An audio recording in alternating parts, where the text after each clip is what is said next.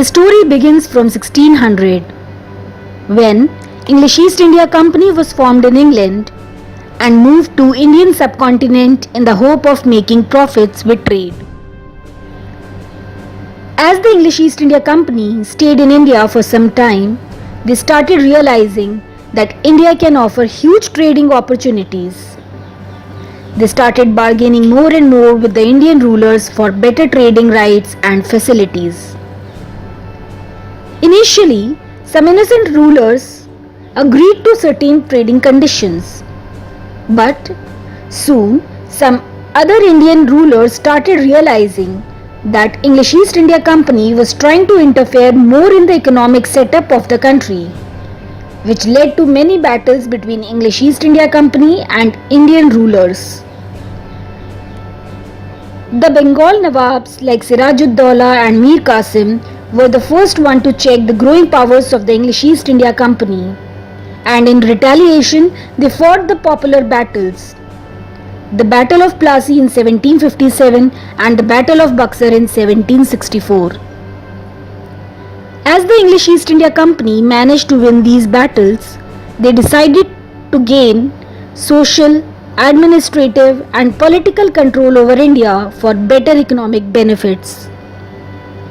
They fought more and more political battles for territorial annexation. They came out with corrupt administrative policies like doctrine of lapse and subsidiary alliance, and many small kingdoms like Jhansi, Nagpur, Awadh fell into this trap.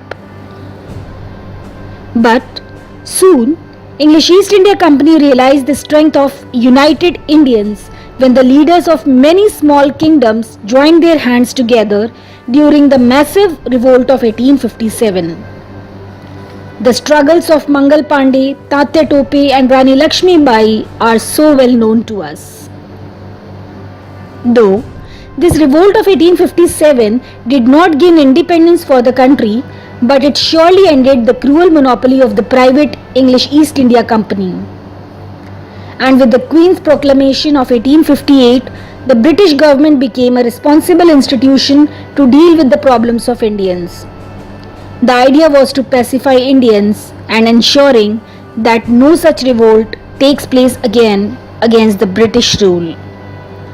Over the period of time, on the one hand, the British became much more systematic in their political control over India, and on the other hand, some educated Indians were becoming more aware of their rights and asked for political representation. With this, in 1885, Indian National Congress was formed in Bombay to deal with the problems and demands of the common people. We need to remember that many leaders of Indian National Congress played a significant role in the Indian national movement from 1885 to 1947. When the British government sensed the unity amongst Indians, they framed the policy of divide and rule, focusing majorly on Hindus and Muslims. This policy of divide and rule was witnessed in 1905 with the partition of Bengal by Lord Curzon, based on the population of Hindus in one region and majority of Muslims in another region. But a massive rejection of this partition took the shape of popular Swadeshi movement, when British goods were burnt on large scale and Indians started using Indian goods only. Another phase of British rule in India came during the First World War, 1914 to 1919, when the British government forcefully recruited Indians as soldiers. They even used Indian resources to meet war expenditure. And after the war, when Indians had a few demands and issues to talk about, British government imposed harsh laws like Martial Law and Rowlatt Act and did not even mind to kill hundreds of Indians in the Jallianwala Bagh on 13 April 1919. With all these cruelties in the British rule, the entry of Mahatma Gandhi became extremely influential. He initiated satyagraha movements for peasants and poor workers in Champaran, Kheda and Ahmedabad. By 1920, Gandhiji was able to gather massive Indian support to launch non-cooperation movement with leaders like Muhammad Ali and Shaukat Ali. Many Indians stopped working for the British government and burnt and boycotted the foreign goods to an extent that the British economy and trade got affected. This phase of Indian national movement may be considered as a landmark in the Indian history, which led to the emergence of many other leaders and revolutionaries who inspired many Indians to fearlessly fight against the British rule. Soon, Indians started fighting for Swaraj, freedom, equality, and independence. And for this bigger cause, many lives ended. Lala Lajpat Rai died while opposing Simon Commission in 1928. Bhagat Singh and his associate Batukeshwar Dutt exploded bombs in Central Legislative Assembly in Delhi in 1929 and allowed the authorities to arrest him.